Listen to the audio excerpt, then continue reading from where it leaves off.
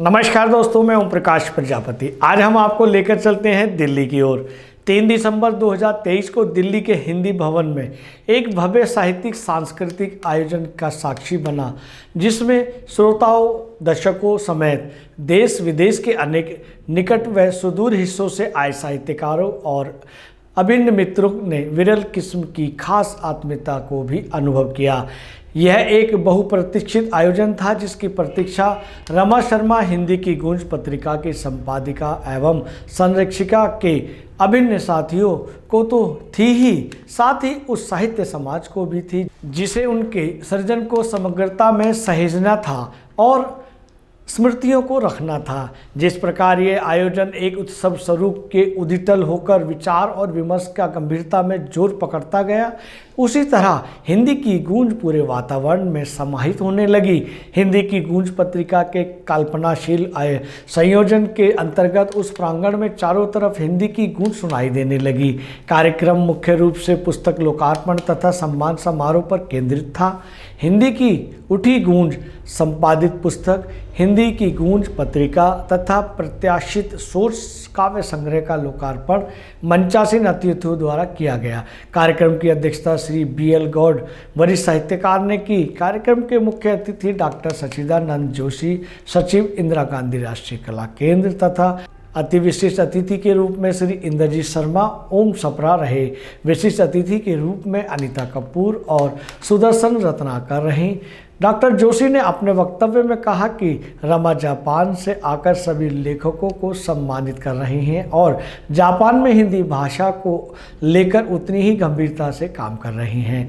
यह मन को बहुत संतोष देता है। उन्होंने सभी सम्मानित हुए साहित्यकारों को बधाई दी।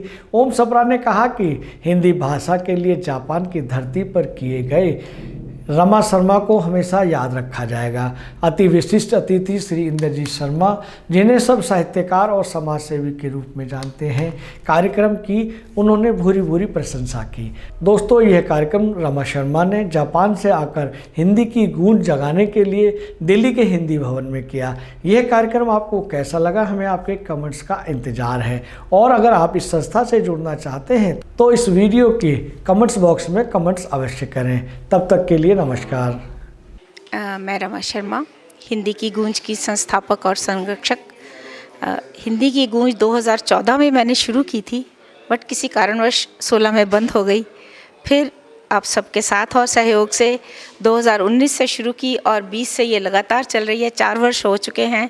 तीसरे वर्ष का ये वार्षिक समारोह सम्मेलन है, क्योंकि 1 वर्ष होगा तो समारोह होगा, तो ये तीसरा वार्षिक समारोह है।